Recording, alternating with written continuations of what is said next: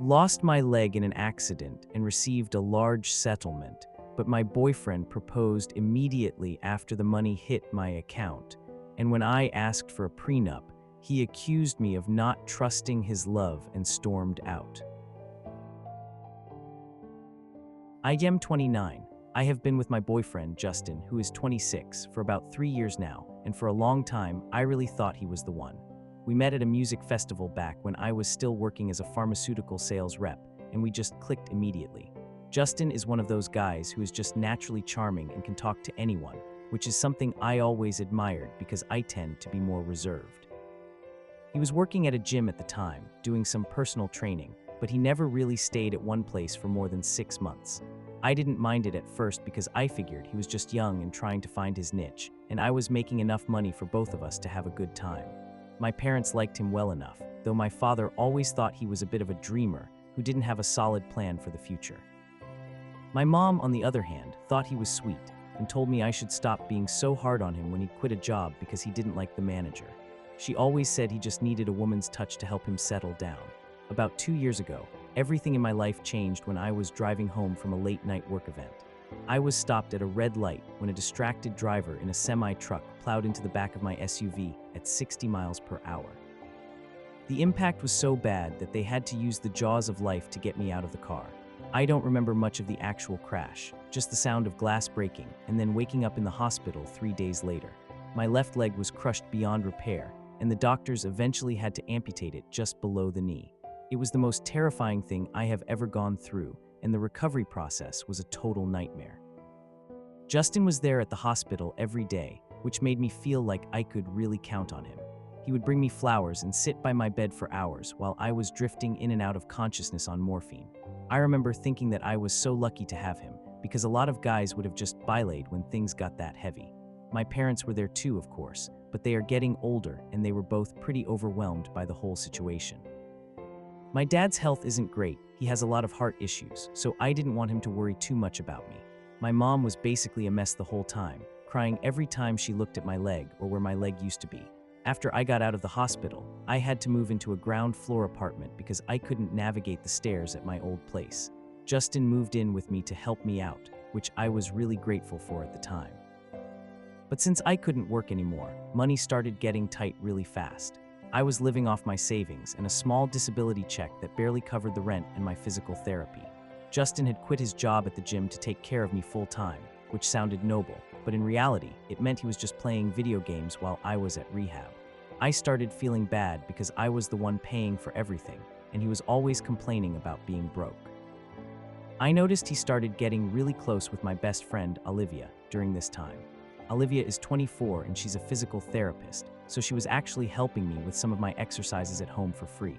She was around the apartment a lot, and she and Justin would always be laughing and joking in the kitchen while I was resting in the bedroom. I thought it was nice that they were getting along because Olivia had always been a bit critical of Justin's lack of a career.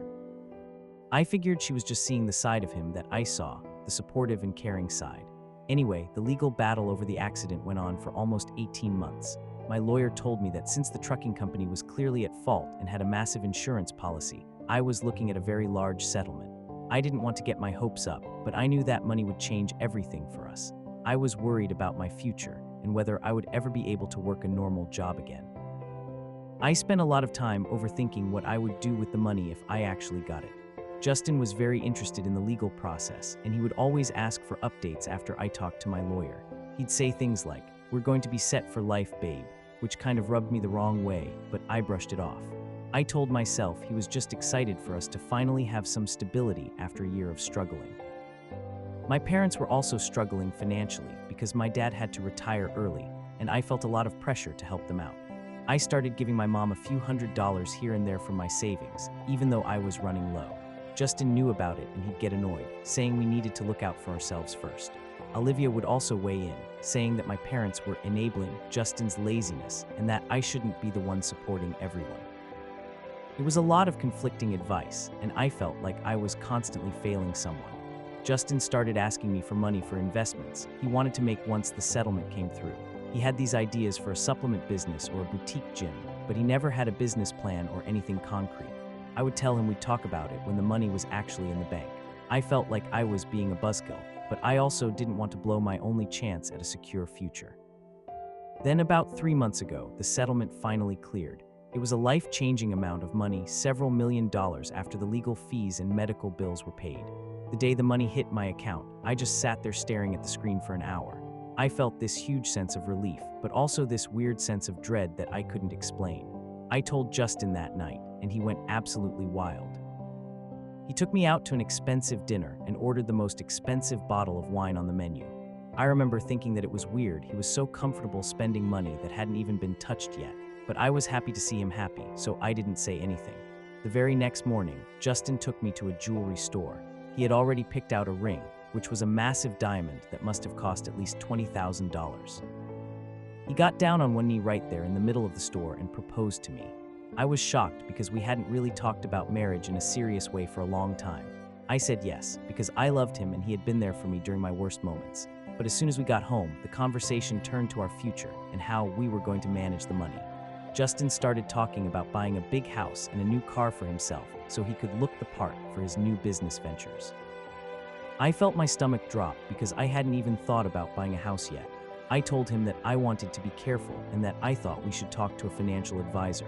He got really defensive and said that I didn't trust his judgment. That's when I mentioned that I thought we should get a prenuptial agreement before we got married. I said it was just to protect the settlement in case something happened, since that money was meant to cover my care for the rest of my life. Justin flipped out. He started shouting about how I didn't trust his love and that I was emasculating him by acting like he was only after my money.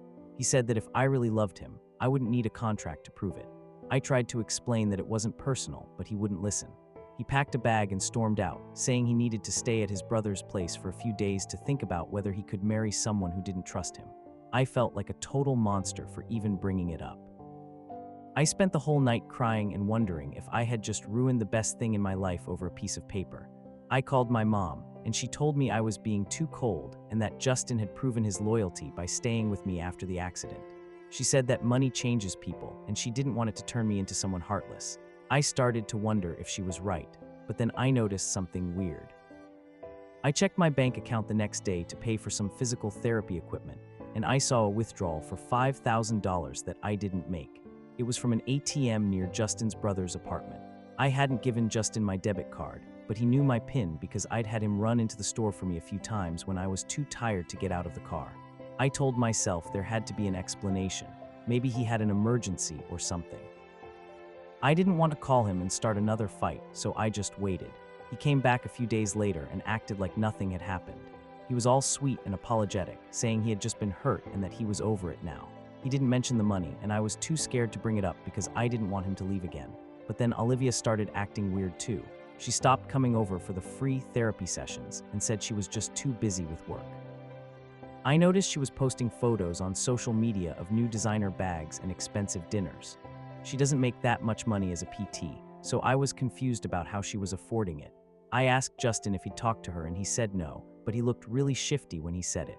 My gut was telling me something was wrong, but I was so desperate for things to be normal that I ignored it. I feel like I'm losing my mind overthinking everything. Am I being paranoid or is something actually happening?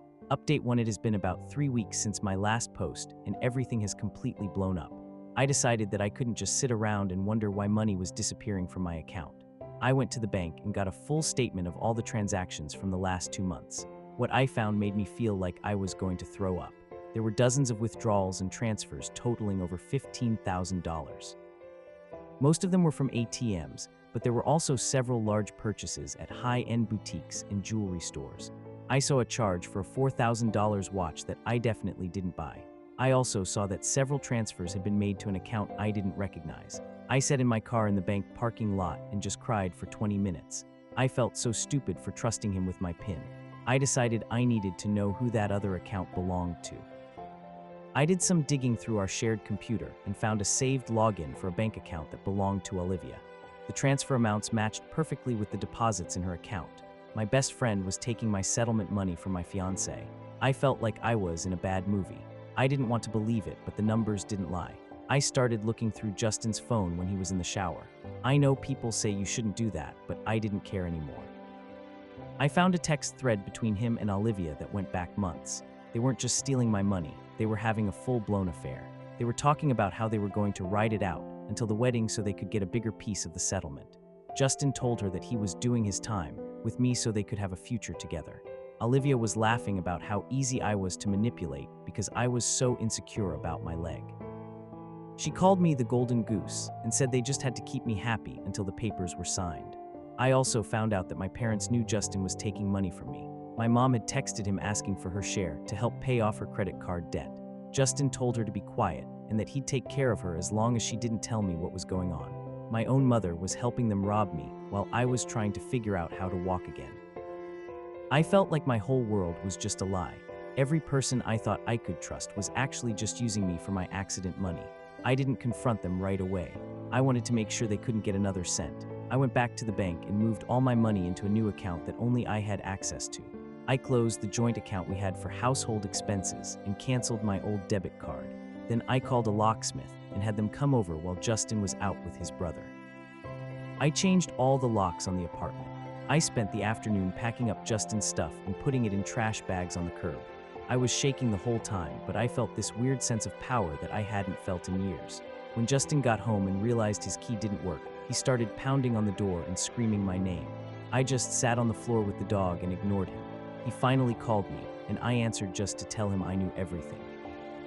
I told him I'd seen the texts and the bank statements and that he was lucky I wasn't calling the police. He immediately started backpedaling, saying Olivia had tricked him and that he only took the money to help my parents. I told him to go to hell and hung up. I called Olivia next, but she didn't answer. I sent her a screenshot of the bank transfers and told her if I ever saw her again, I'd sue her for every penny she had. Then I called my mom.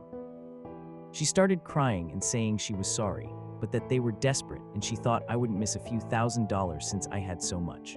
I told her that the fact that she thought my life was worth a few $1,000s was the most hurtful thing of all. I told her and my dad not to call me again. I am currently sitting in a house that feels way too big and way too quiet. I'm glad they're gone, but I feel like I have nothing left. I don't know how I'm supposed to move on from this. How do you trust anyone after your own family betrays you like that? Update 2: It's been a few months since I kicked Justin out and cut off my family. I thought things would settle down, but it's just been one thing after another. Apparently, things are going really badly for everyone else. Justin moved in with Olivia, but they broke up about 6 weeks later because they ran out of my money. Without my settlement to fund their lifestyle, they started fighting over who was going to pay the rent. Olivia lost her job at the physical therapy clinic because I actually did report her to the board for her behavior. I don't feel bad about it at all. She was using her position to get close to me and steal from me, which has to be some kind of ethics violation. Justin is back to living with his brother, and he's apparently miserable. He's been sending me these long, rambling emails about how he made a mistake and how he misses our connection. I haven't responded to a single one. I just archive them so I have a record in case I need to get a restraining order later. My parents are also in a really bad spot. My aunt called me last week to tell me that they are about to lose their house. She said my dad's medical bills are piling up and they can't afford the mortgage anymore. She begged me to help them, saying that family is family and that I should be the bigger person. I told her that I had already been the bigger person for years by supporting them while they lied to me. I told her that if they were so worried about the house, they should have thought about that before they helped Justin steal from me. My aunt called me heartless and said I was letting my anger destroy my family. I told her my family destroyed itself. I just stopped holding the pieces together. The thing is, I actually do feel a little bit guilty sometimes. I know my dad is really sick, and the thought of them being homeless makes me feel sick to my stomach. But then I remember my mom's texts to Justin. I remember her asking for her share of my settlement money while I was learning how to use a prosthetic leg. That money wasn't a lottery win. It was compensation for the fact that I will never be able to run or dance or walk without pain again. They treated it like a windfall for everyone, not like a resource for my survival. I can't get past that. I've started seeing a therapist who specializes in medical trauma and betrayal. It's been really hard, but it's helping me realize that I'm not the one who did anything wrong here. I spent so much time overthinking whether I was being too cold or greedy with my money. My therapist told me that protecting yourself isn't greed, it's a necessity. I've also been doing much better with my physical therapy. I found a new clinic where the staff is professional and doesn't try to sleep with my boyfriend. I'm actually starting to look into getting a high-tech prosthetic that would allow me to be more active. It's expensive, but for the first time, I don't feel guilty about spending the money on myself. Justin tried to show up at my apartment last Tuesday. He was standing outside the gate crying and holding a box of my favorite donuts. I didn't even go down to talk to him.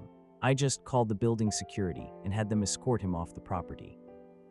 He looked so pathetic, and for a second, I felt that old urge to take care of him. But then I looked down at my leg and remembered why he was really there. He wasn't there because he loved me. He was there because he's broke and he realized the golden goose flew away. I'm still not sure if I'll ever talk to my parents again. My dad sent me a letter that was just a few sentences long, saying he missed me. I didn't reply. I don't know if he was in on the plan or if he was just letting my mom handle the finances, but it doesn't really matter. He stood by and let it happen. I'm just trying to focus on my own life now. It's lonely, but at least I know that the people in my life aren't just there for a paycheck. Update 3: I didn't think I'd be posting again, but the situation with my family has reached a breaking point. I guess the news got around that I wasn't going to budge on the house situation. Justin has escalated his harassment. He started calling my new prosthetic specialist and trying to get information about my appointments. He told them he was my husband and that he needed to verify the billing. Luckily, my specialist is amazing and they immediately flagged his number and called me. I finally had to go down to the courthouse and file for a temporary restraining order. I had to show the judge all the emails and the records of the bank theft. Seeing all that evidence laid out in front of a stranger was really sobering. It made me realize just how much I had been putting up with for those 3 years. The judge granted the order immediately. Justin was served 2 days later, and apparently he had a complete meltdown when the cops showed up at his brother's place. He's now banned from coming within 500 feet of me or my apartment. It's a relief, but it's also just sad that it had to come to that. But the biggest thing was the letter I received from Olivia. It wasn't an apology, of course. It was a legal threat. She actually had the audacity to try and sue me for defamation and loss of income because I reported her to the licensing board. Her lawyer sent me a formal letter saying that my actions were vindictive and had caused her unnecessary professional hardship. I laughed when I read it. I forwarded the letter to my own lawyer, the one who handled my settlement. He told me not to worry about it and that we have more than enough evidence to prove that my report was based on factual events. He's actually preparing a countersuit for the money she took from my account. I don't even care if I get the money back at this point. I just want her to realize that she can't keep getting away with things. As for my parents, they did end up losing the house. They had to move into a small 2-bedroom rental in a much worse part of town. My aunt called me screaming, saying that I was a monster for letting my sick father live in a place like that. She said that if anything happened to him, his blood would be on my hands. I finally just snapped. I wrote a long letter to my parents and my aunt, and I sent it via certified mail so I knew they all got it. I told them exactly why I was doing this. I told them that a family is supposed to be a safety net, not a group of vultures waiting for one of their own to get hurt so they can feast. I reminded my mom about the specific text she sent to Justin. I even included printouts of the bank statements showing exactly where the money went. I told them that I wasn't the one who made them homeless. They made themselves homeless the second they decided that stealing from their disabled daughter was a viable financial plan. I told them that I was done being the responsible one who fixed everyone's mistakes. I told them that I was moving on with my life and that I was going to use my settlement to build a future for myself, not to subsidize their betrayals. I ended the letter by saying that if they ever truly cared about me, they would stop trying to guilt trip me and just let me heal in peace. I blocked all of their numbers right after I sent it. It's been about a month since then, and it's been the quietest month of my life. My aunt tried to message me on Facebook, but I blocked her too. I'm starting to realize that family isn't about blood. It's about who shows up for you when you're at your lowest without expecting a reward. I've made some new friends through an amputee support group. They understand what I've been through in a way that Justin or my mom never could. We go out to dinner and we talk about our lives, and for the first time, I don't feel like a golden goose. I just feel like a person. I'm still overthinking things sometimes, wondering if I should have just paid off my parents' mortgage to make the problem go away.